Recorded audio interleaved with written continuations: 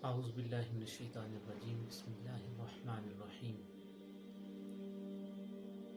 ان اللہ یحب المتوکلین صدق اللہ العظیم صلو علی الحبیب والصلاة والسلام علیک یا سیدی یا رسول اللہ وعلی آلک واصحابک یا سیدی یا حبیب اللہ۔ معزز سامعین السلام علیکم ورحمۃ اللہ وبرکاتہ۔ معزز سامعین، اللہ رب العالمین نے قرآن کریم میں ارشاد فرمایا، بے شک اللہ توکل کرنے والوں سے محبت رکھتا ہے۔ تو جس سے اللہ رب العالمین محبت رکھے اس کا بہت بلند مقام ہے، کیونکہ محبوب کو نہ تو سزا دی جاتی ہے، نہ اسے اپنے سے دور کیا جاتا ہے اور نہ اس سے پردہ کیا جاتا ہے۔ گویا اگر رب کی ذات پہ توکل کیا جائے تو انسان سزا سے بھی نجات پا جاتا ہے اور اسے رب کا قرب نصیب ہوتا ہے۔ اور احباب ذی وقار، اللہ نے ایک اور مقام پہ ارشاد فرمایا، انما المؤمنون الذین اذا ذکر اللہ وجلت قلوبهم واذا تلیت علیہم آیاتہ زادتہم ایمانا وعلی ربہم یتوکلون، کہ مومن وہ ہیں کہ جب اللہ کو یاد کیا جائے، جب اللہ کا ذکر آئے تو ان کے دل ڈر جاتے ہیں، اور جب اللہ کی آیات پڑھ کے انہیں سنائی جائیں تو ان کے ایمان ترقی پاتے، ان کے ایمان میں اضافہ ہوتا ہے اور اپنے رب پہ بھروسہ کرتے ہیں۔ تو گویا مومنین کی باقی صفات کے ساتھ ساتھ ایک صفت یہ بھی ہے کہ وہ اپنے رب پہ توکل اور بھروسہ رکھتے ہیں۔ پھر فرمایا فَإِذَا عَزَمْتَ فَتَوَكَّلْ عَلَى اللَّهِ، جب کسی کام کا ارادہ کر لو، کسی نیکی کا ارادہ کر لو تو پھر اللہ پہ بھروسہ کرو۔ تو احباب ذی وقار، توکل ایسی صفت ہے جو ایک مومن کے اندر ضرور پائی جانی چاہیے، اور اسے ہر حال پہ اپنے رب پہ بھروسہ کرنا چاہیے۔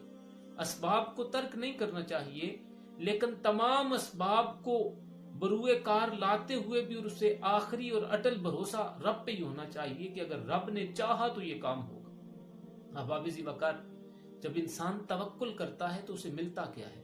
حضور علیہ الصلوۃ والسلام نے ارشاد فرمایا، اگر تم اللہ کی ذات پہ ایسے توکل کرو جیسے توکل کرنے کا حق ہے تو پھر وہ تمہیں پرندوں کی طرح رزق عطا فرمائے گا کہ صبح کو خالی پیٹ نکلتے ہیں اور شام کو سیر ہو کر واپس لوٹتے ہیں۔ پھر حضور علیہ الصلوۃ والسلام نے ارشاد فرمایا، جو بندہ دنیا سے منقطع ہو کر اللہ پہ بھروسہ کرتا ہے، اللہ کا ہو جاتا ہے، اللہ پہ توکل کرتا ہے، اللہ اس کے ہر کام میں اسے کافی ہو جاتا ہے، اور اسے وہاں سے رزق دیا جاتا ہے جہاں سے اسے امید بھی نہیں ہوتی، جہاں سے اسے توقع ہی نہیں ہوتی، وہاں سے اسے رزق دیا جاتا ہے۔ اور جو بندہ اللہ سے تعلق توڑ کر دنیا کا ہو جاتا ہے، اللہ اسے دنیا کے حوالے کر دیتا ہے، پھر وہ دنیا کی پریشانیوں الجھنوں میں پڑا رہتا ہے۔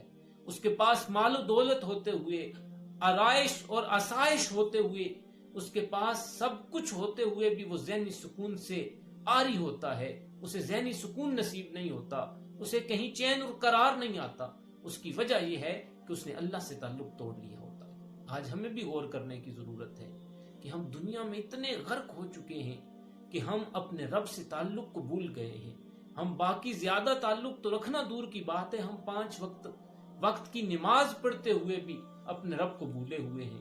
ہم اپنے کاموں میں اتنے مصروف ہو چکے ہیں اور ہم دنیا کمانے میں اور دنیا کے پیچھے ایسے بھاگ رہے ہیں۔ تو فرمایا، جو بندہ اللہ سے تعلق توڑ کے دنیا کی طرف چلا جاتا ہے، اللہ اسے دنیا کے سپرد کر دیتا ہے، پھر اللہ اس کے کاموں کے لیے کافی نہیں ہوتا۔ تو احباب ذی وقار، ہمیں بھی غور کرنے کی ضرورت ہے۔ پھر حضور علیہ الصلوۃ والسلام کا معمول مبارک تھا، جب بھی کوئی مصیبت آتی تو اپنے اہل و عیال کو نماز کا حکم دیتے اور خود بھی نماز کی پابندی کرتے اور فرماتے، میرے رب نے مجھے یہی حکم دیا ہے، وَأْمُرْ أَهْلَكَ بِالصَّلَاةِ وَاسْتَبِرْ عَلَيْهَا، کہ اپنے اہل و عیال کو نماز کا حکم دیں اور اس پہ خود بھی پابند رہیے۔ تو ہمارے لیے بھی یہ سبق ہے کہ ہم بھی مصیبت آ جانے پہ اپنے رب پہ بھروسہ کریں اور اپنے رب سے مدد مانگیں۔ حضرت داؤد علیہ السلام کو رب کائنات نے وہی فرمائی کہ اے داؤد، جو بندہ مجھ پہ بھروسہ کرتا ہے، جو مجھ پہ توکل کرتا ہے، اگر زمین و آسمان بھی اس کے خلاف سازش کریں تو میں اس کے لیے نکلنے کا رستہ بنا دیتا ہوں۔ اللہ کی بارگاہ میں دعا ہے کہ مالک ارض و سما ہمیں اپنی ذات پہ کامل بھروسہ اور توکل کرنے کی توفیق عنایت فرمائے۔ والسلام۔